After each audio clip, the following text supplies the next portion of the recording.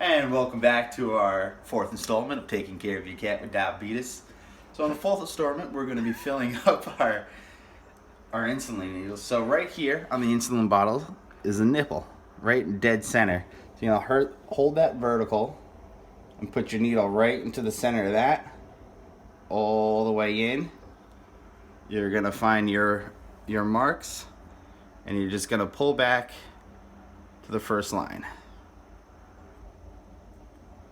If you go too far, just give it a little push back in. And you're right at that one unit line. And it's ready to go.